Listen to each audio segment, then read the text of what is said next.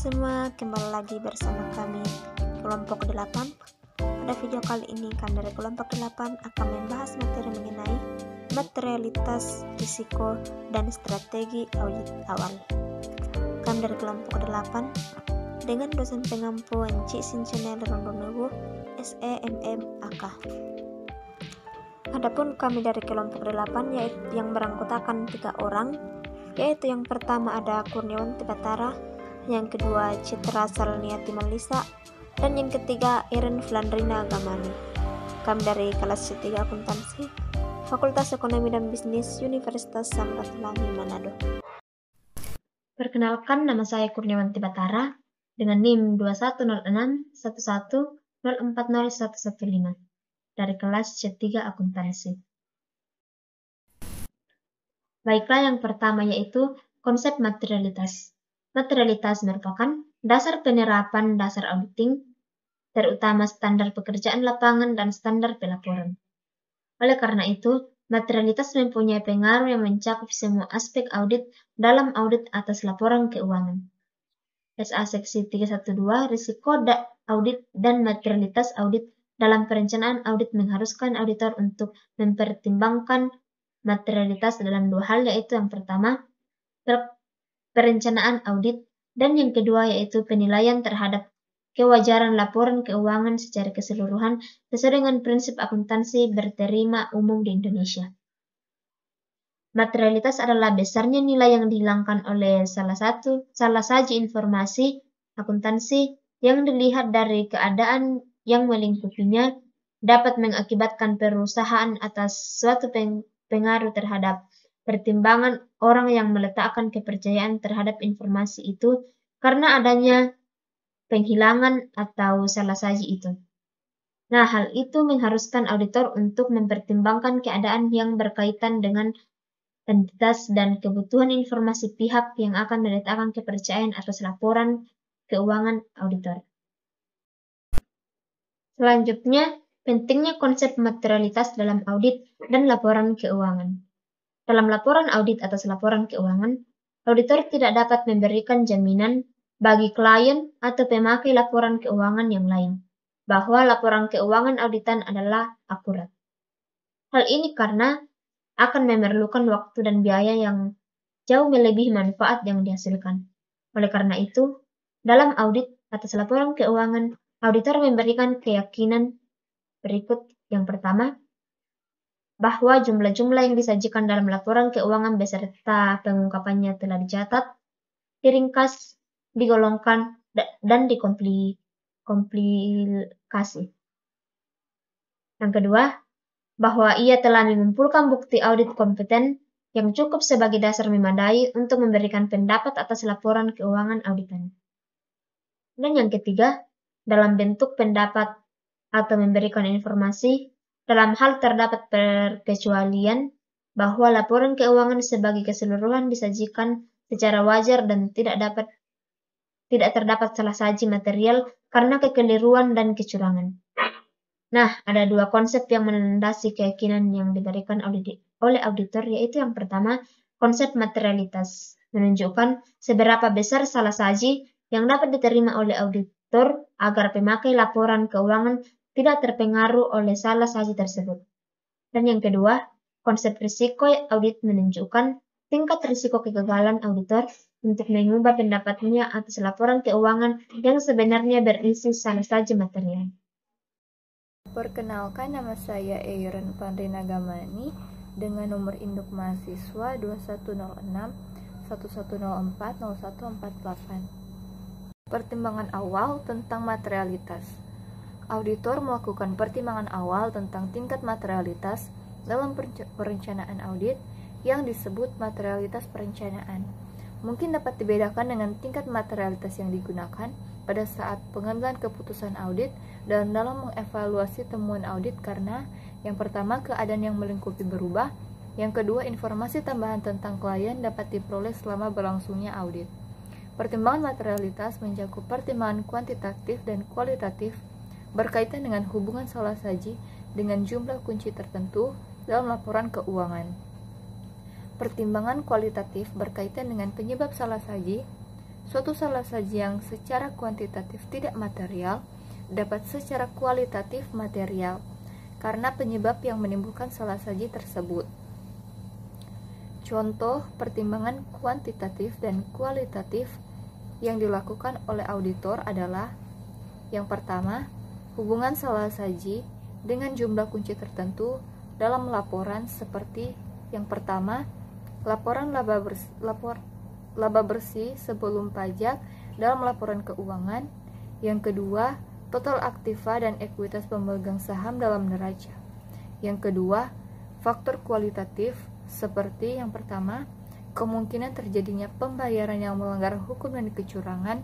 Yang kedua, syarat yang tercantum dalam perjanjian penarikan kredit dari bank yang mengharuskan klien untuk mempertahankan beberapa rasio keuangan pada tingkat minimum tertentu. Yang ketiga, adanya gangguan dalam tren laba. Yang keempat, sikap manajemen terhadap integritas laporan keuangan. Sebagai contoh, auditor memutuskan kombinasi salasaji berjumlah 8% dari laba bersih sebelum pajak dipandang material untuk laporan laba rugi, dengan memperhatikan faktor kualitatif dalam salasaji tersebut. Oleh karena itu, jika kombinasi salasaji kurang dari 3%, auditor akan memandang sebagai salasaji yang tidak material, dengan memperhatikan faktor kualitatif dalam salasaji tersebut. Salasaji berada di antara 3% dan 8% memerlukan pertimbangan auditor untuk memutuskan materialitasnya.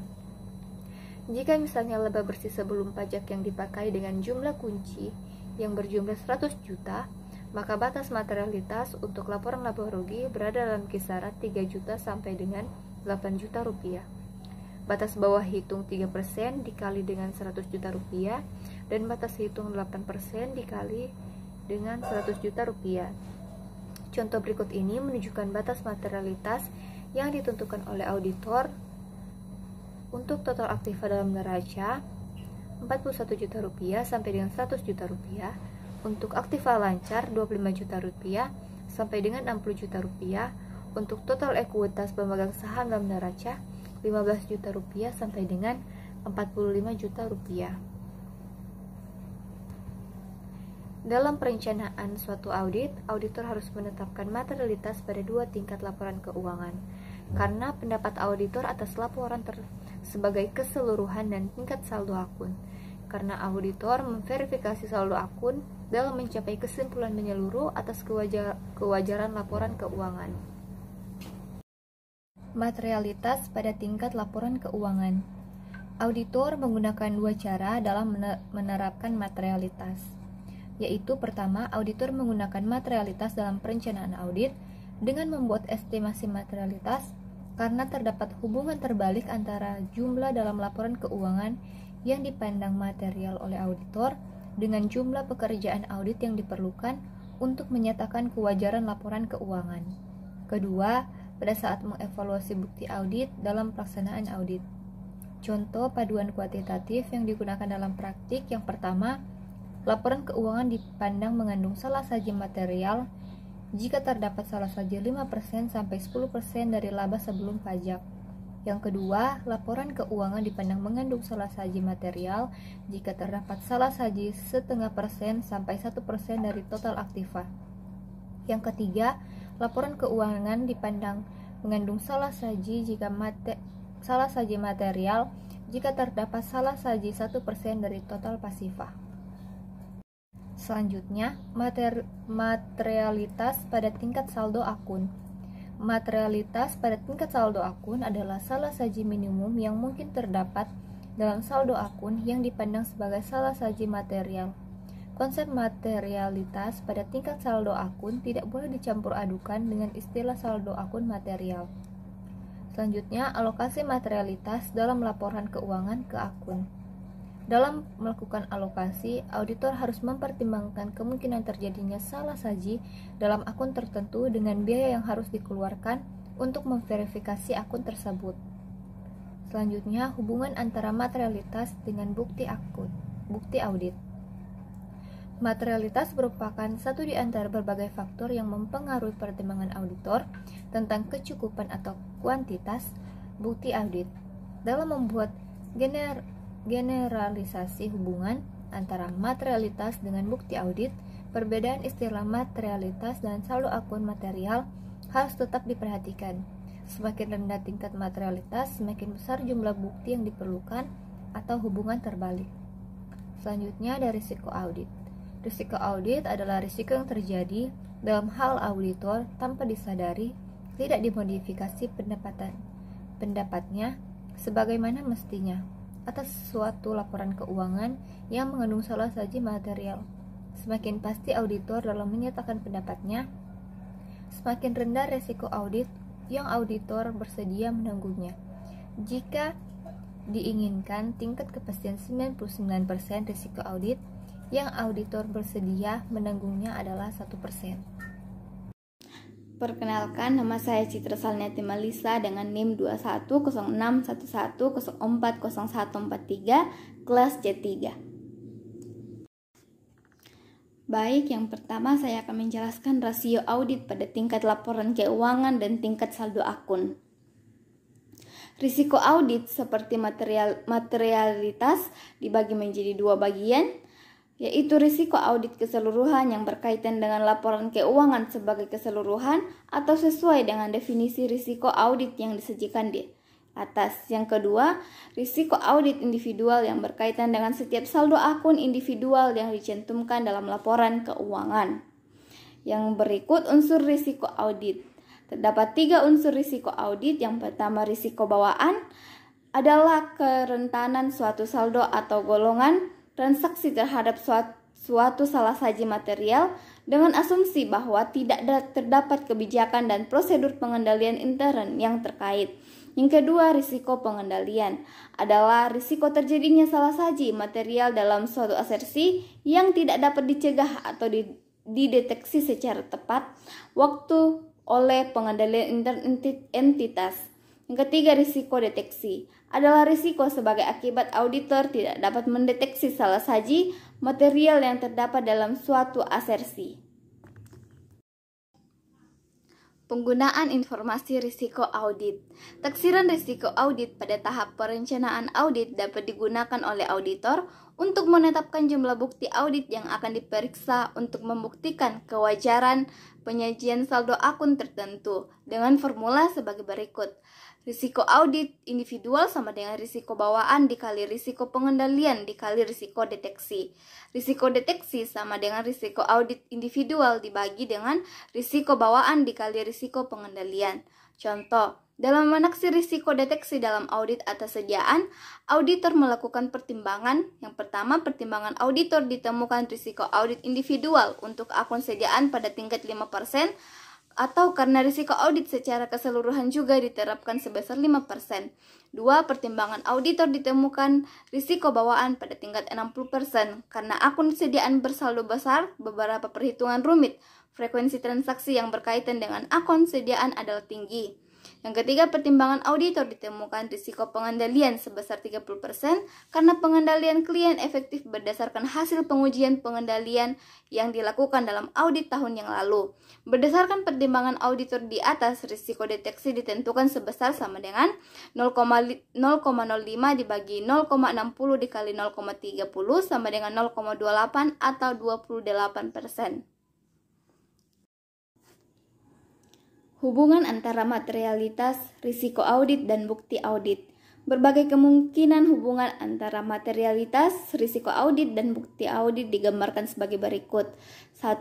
Jika auditor mempertahankan risiko audit konstan dan tingkat materialitas dikurangi, auditor harus menambah jumlah bukti audit yang dikumpulkan.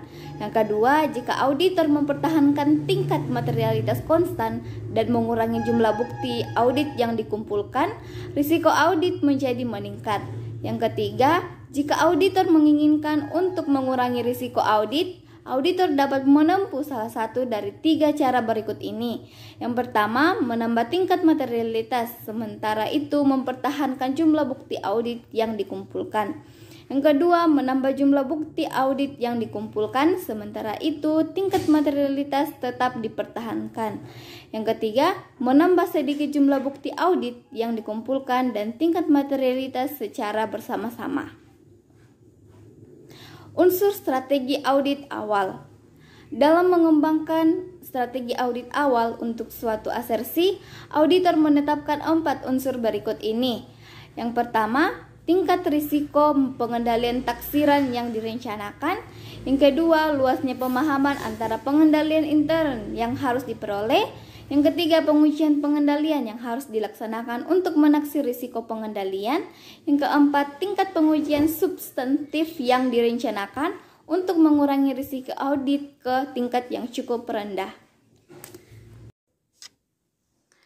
Pendekatan terutama substantif. Auditor mengumpulkan semua atau hampir semua bukti audit dengan menggunakan pengujian substantif, dan auditor sedikit meletakkan kepercayaan atau tidak mempercayai pengendalian intern. Keuntungannya, satu, hanya terdapat sedikit atau jika ada kebijakan atau prosedur pengendalian intern yang relevan dengan perikatan audit atas laporan keuangan.